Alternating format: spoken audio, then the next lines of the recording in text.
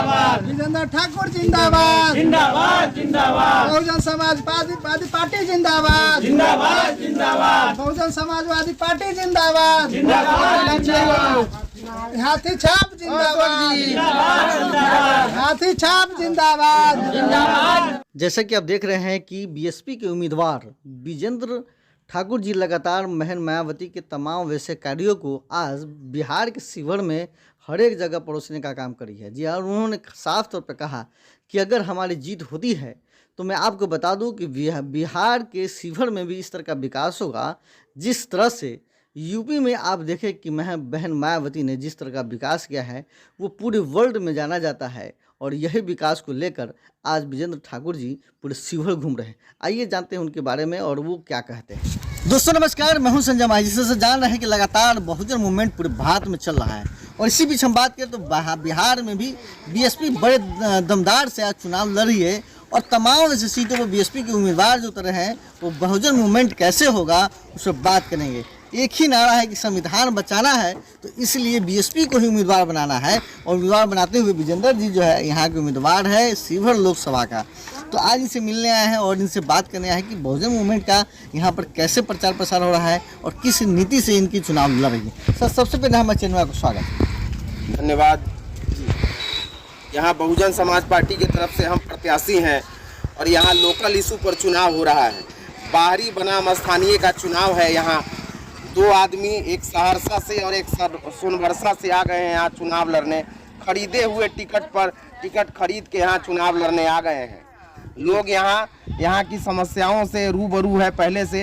यहाँ पहले भी एमपी बाहर का रहा है रमा देवी जी, जिसने इस क्षेत्र को लूट के छोड़ दिया और चला गया जी। लोकल होता तो इस तरह का इशू नहीं होता। रीगा चीनी मिल बंद हो गया, जो बाहरी एमपी था उसके कारण रेल का जाल नहीं बिछ सका। शिवहर में आज तक रेल नहीं पहुंचा बाहरी एमपी होने के कारण। अगर लोकल एमपी होता तो ये दंश शिवहर लोकसभा को नहीं झेलना होता जी। क्या लग रहा है कि शिवहर का विकास रुकने का मेन कारण क्या? बाहरी प्रत्याशी को जिताना शिवहर का विकास बाधित हुआ है जी। क्या लग रहा है कई सारे उम्मीदवार खड़े हैं, कहीं पर पैसे का है, कहीं तो दवे का है, कहीं जो लोग कह रहे हैं कि बाहुबली का है, तो आप कैसे उनसे जो है मुकाबला कर पाएंगे? किसी का बाहुबल जनता के वोट से होता है। जनता जिसको वोट देगी वो बाहुबली है, बाकी सब कमजोर लोग हैं जी।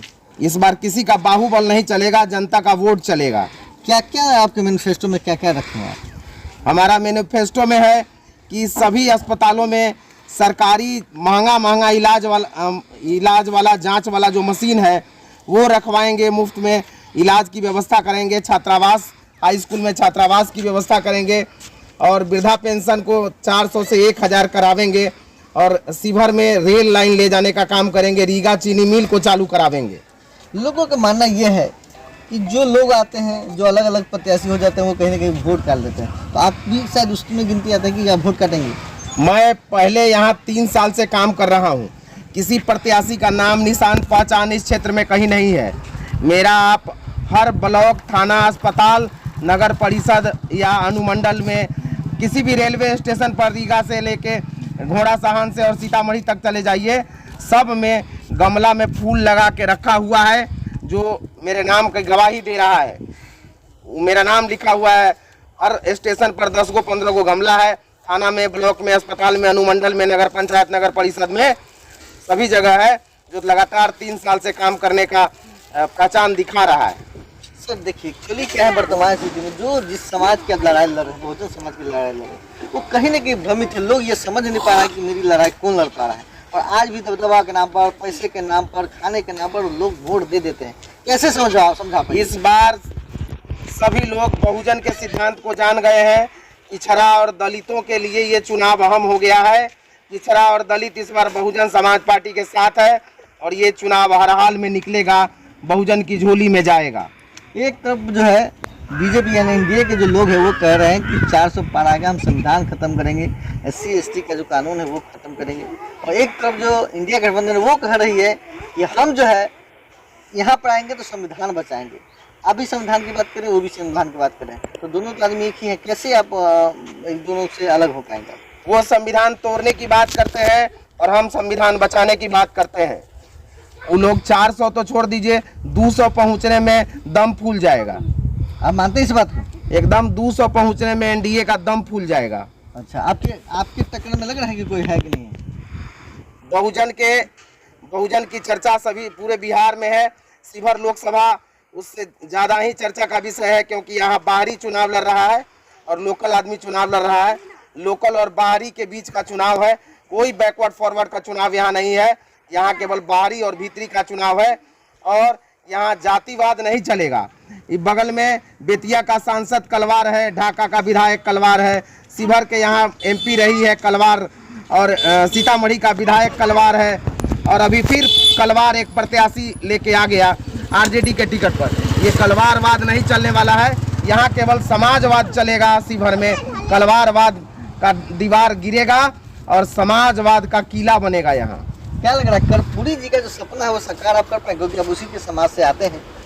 कर्पूरी जी जब भी समाज की बात करते थे और उन्होंने निम्न स्तर से लेकर उच्च स्तर तक बात किया, जो आज कर्पूरी जी का जो विचार है वो क्या यहाँ स्थापित हो पाएगा? कर्पूरी जी समाजवाद के सिद्धांत को प्रतिपादित करने वाले नेता थे और हम लोग भी समाजवादी ही हैं। पार्टी से आते हैं, उनका मायावती के बहुत ऊंचे स्तर पे इनका जान पहचान है और वह यही इनके संभावना से बहुजन समाज पार्टी के एनडीए। ऋतु जायसवाल आपको पसंद क्यों नहीं आ रही है? वो बाहरी कैंडिडेट इसलिए हम लोग को पसंद नहीं है। बाहर सोनबरसा का जीत के यहाँ से चले जाएंगे। वो सब तो दूसरे जगह का है, जो हम लोगों को चाहिए, जो हम जहाँ से हम लोग हैं, जिस जिले से हम लोग हैं, हमारे जिले का कैंडिडेट होना चाहिए, बिल्कुल अच्छा लोग होना चाहिए, उसी को हम लोग वोट करेंगे।